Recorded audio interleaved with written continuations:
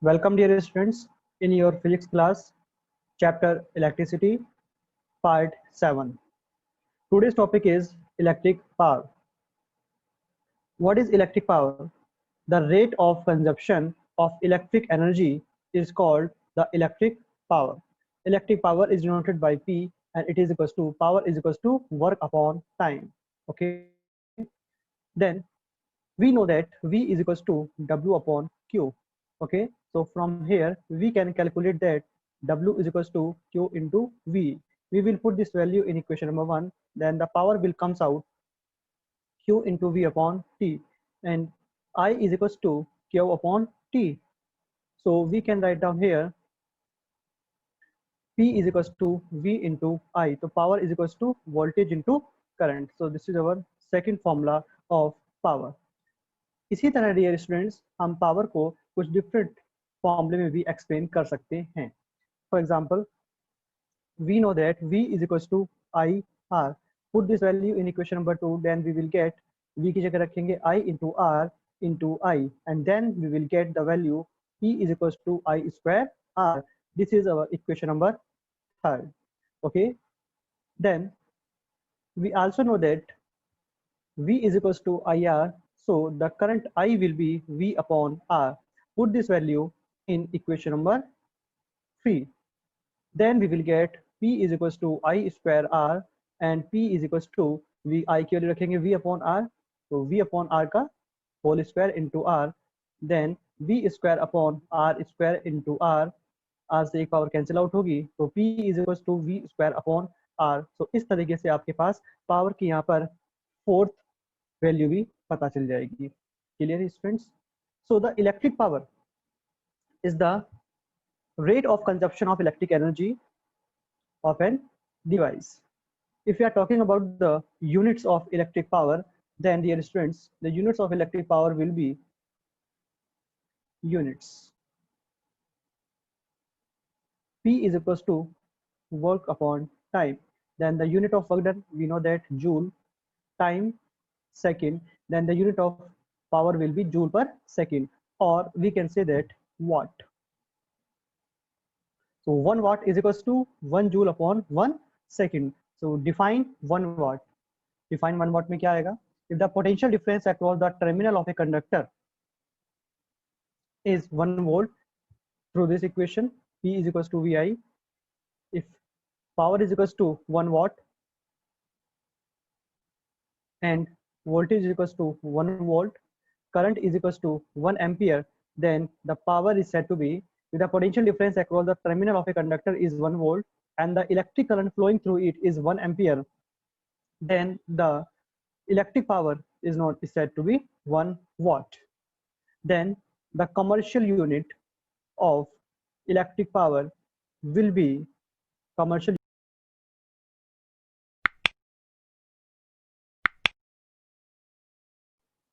So electric energy की unit क्या बन जाएगी? Kilowatt hour.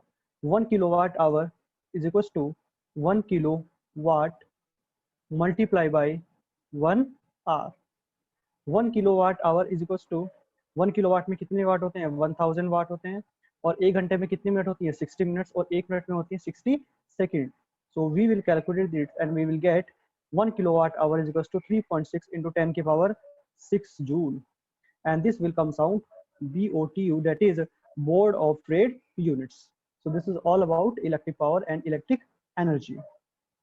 Then dear students, we will do some numerical based on this concept, and the numericals are question number 1. Question number 1, that is, an electric bulb is connected, and electric bulb is connected to a 220 volt generator. Then the current is 0.50 ampere. Calculate power. Calculate the power. So देखेंगे dear students, इस question में क्या कहता है? Potential कितना दिया हुआ है आपको? 220 वोल्ट दिया हुआ है. करंट कितना फ्लो करता है? I is equals to 0.50 ampere and we have to calculate the electric power. It means P we have to calculate. Relation क्या होता है P V और I में? P is equals to V into I. Then V की value रखेंगे 220 volt, current की value रखेंगे 0.50, तो यहाँ से पावर आपके पास आएगी something 110 watt. This will be our total power. इसी तरह डियर स्टूडेंट्स हम कुछ इलेक्ट्रिक पावर के ऊपर कुछ और क्वेश्चन भी करेंगे. क्वेश्चन नंबर 2 देखेंगे. If A bulb is rated, if a bulb is rated 60 watt and 220 volt, then find the resistance of bulb, so देखेंगे यहाँ पर सॉल्यूशन. पावर कितने दी हुई है आपको? 60 वाट और कितने वोल्ट दिया हुआ है आपको? 220 volt. And we have to calculate the resistance. So आपको यहाँ पर रेजिस्टेंस कैलकुलेट करके बताना है आर कितना होगा. So what is the relation between P V and R? We know that P is equals to V square upon R and we have to calculate the resistance and the resistance will be R is equals to V square upon P.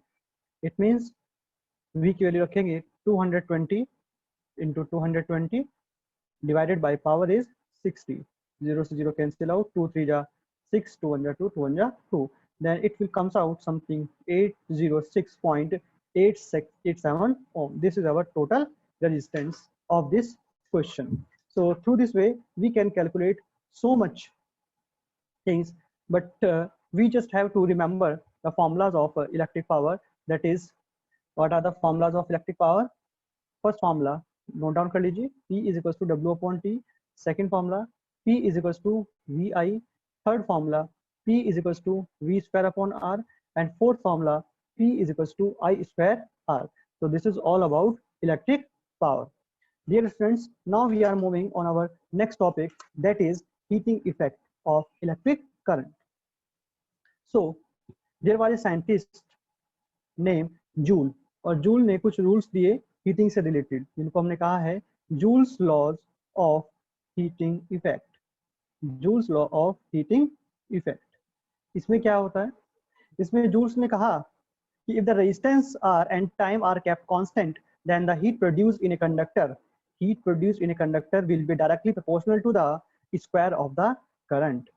अगर आप किसी conductor में resistance और time को constant रखते हैं तो जितना ज्यादा आप करंट पास करेंगे उतना ज्यादा हीट प्रोड्यूस होगी. सेकंड पॉइंट में क्या कहता है? सेकंड पॉइंट में कहते हैं कि if current I and time are kept constant, then the heat produced in a conductor is directly proportional to resistance. जितना ज्यादा रेजिस्टेंस होगा हीट उतनी ज्यादा ही प्रोड्यूस होगी. थर्ड पॉइंट में if current I and resistance are kept constant, then the heat produced in a conductor is directly proportional to the time. जितनी ज्यादा टाइम तक आप करंट पास करेंगे उतनी ज्यादा ही हीट प्रोड्यूस्ड होगी. इन सभी को जब आप एक जगह मिला देते हैं तो यहाँ पर कुछ एक कंबाइंड फॉर्मूला आता है, that is H is directly proportional to I square. H is directly proportional to I square RT. This is all about this topic. अब डियर स्टूडेंट्स, क्वेश्चन ये आता है कि कोई भी कंडक्टर में ये हीटिंग इफेक्ट डेवलप क्यों होता है.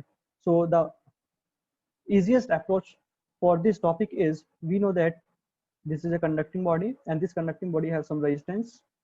Okay, so when free electrons which are getting energy from this battery, this key, suppose this is a V volt battery, this is the positive potential, negative potential, so this end will be positive and this end will be negative.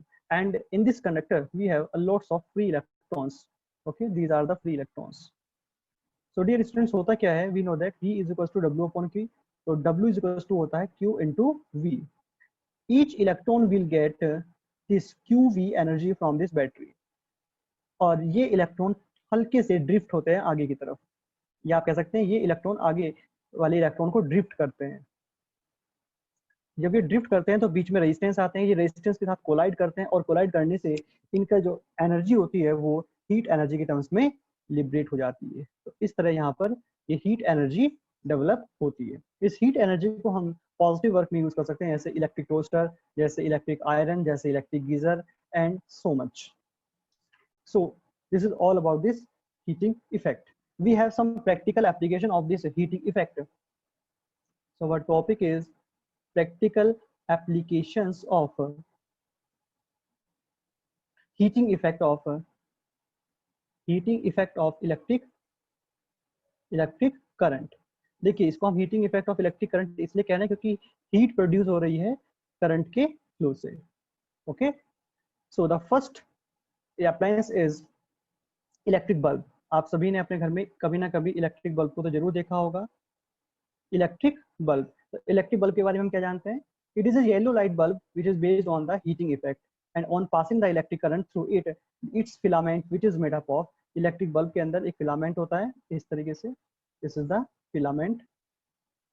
और ये filament क्या करता है? ये filament के अंदर जैसे ही आप करंट पास कराते हैं तो ये गर्म हो जाता है और गर्म होकर ये लाइट प्रोड्यूस करने लगता है. ये किसका बना हुआ होता है? ये टंगस्टन का बना हुआ होता है. ये क्वेश्चन पूछ लेता है कई बार. टंगस्टन का बना हुआ होता है. इसका मेल्टिंग पॉइंट हाई होता है बहुत. It has high melting point. कितना होता है? अप्रोक्सीमेट अगर आप कहें तो 3400 डिग्री सेल्सियस का होता है. इसी वजह से ज्यादा गर्म होने के बाद भी मेल्ट नहीं होता है. And it gets heated up and its temperature increases in the range of 1500 degree Celsius to 2500 degree Celsius. So first application is electric bulb. Second application देखते हैं हम. Second application is electric heater. Electric heater, electric heater भी heating effect of electric current पर ही based होता है. H is equals to I square RT. आप ध्यान रखिएगा, where H is heat, I is current, R is resistance and T is time. This is heater which is made up of nichrome alloy. तो सबसे पहली बात, ये किस का बना हुआ होता है? इसके अंदर जो फिलामेंट होता है, जिसके अंदर वायर होता है, ये नाइक्रोम का बना हुआ होता है और ये एक एलॉय होता है. और ये एलॉय किस किस मेटल से मिलकर बना होता है? निकल और क्रोमियम का मिलकर बना हुआ होता है. Okay, which is in this form of coil. और ये कॉइल की फॉर्म में यहाँ पर आपके सामने प्रेजेंट होता है इस तरीके से. हीटर की मैं यहाँ पर बात कर रहा हूँ. It is used for cooking food in our homes. It becomes quickly heated up highly due to its high resistivity. और ये भी बात इंपॉर्टेंट है कि नाइक्रोम की रेजिस्टिविटी हाई होती है. It has high resistivity. Okay, then its heating effect is also useful for warming air in room. तो this is the another application of heating effect of electric current. Question ये आता है कि जो heater होता है उसके चारों तरफ की जो कॉइल होती है ये तो गर्म नहीं होती जो इसको कवर कर रखती है, लेकिन जो इसका ये होता है स्प्रिंग टाइप होता है, ये गर्म क्यों हो जाता है? वो इसलिए क्योंकि ये एलॉय का बना हुआ होता है, इसकी रेजिस्टिविटी हाई होती है और उसको जो सराउंडिंग से कवर कर रखता है ये एक इंसुलेटर का बना हुआ होता है, जिसकी वजह से वो गर्म नहीं होता. थर्ड एप्लीकेशन की तरफ चलते हैं जल्दी से. क्या कहता है थर्ड एप्लीकेशन में? इलेक्ट्रिक प्रेस या इलेक्ट्रिक आयरन. आपने सभी ने देखा होगा, जिससे हम अपने कपड़ों पर प्रेस करते हैं. This device is made up of nichrome wire. Again ये किसका बना हुआ होता है? इसके अंदर जो फिलामेंट होता है वो नाइक्रोम वायर का बना हुआ होता है. निकेल और क्रोमियम का एक एलॉय होता है. Placed between two mica sheets. It is in the form of A coil. और ये भी कॉइल की तरह ही होता है और इसके ऊपर आप दो शीट यहाँ पर इस तरह कंप्रेस करके रख देते हैं, जिसकी वजह से ये गर्म हो जाती है. थर्ड वन, फोर्थ वन पे आते हैं, इलेक्ट्रिक फ्यूज. ये काफी इंपॉर्टेंट है. इलेक्ट्रिक फ्यूज क्या होता है? Fuse is a small wire made up of copper, tin, lead. तो ये फर्स्ट पॉइंट क्या आता है? ये किस किस का बना होता है? कॉपर, टिन एंड लेड का बना हुआ होता है. ये इंपॉर्टेंट है बोर्ड के पॉइंट ऑफ व्यू से. इलेक्ट्रिक हीटर से कई बार क्वेश्चन पूछा हुआ है. Number 2, it is connected in the main electric circuit before और after electric meter in series combination. ये किस में लगाया जाता है? ये हमेशा सीरीज कॉम्बिनेशन में कनेक्टेड होता है. क्लियर? क्योंकि सीरीज कॉम्बिनेशन में करंट सेम रहता है. क्लियर? कहते हैं so that when high current flows in the circuit then due to its low melting point. और एक important point क्या है इसका?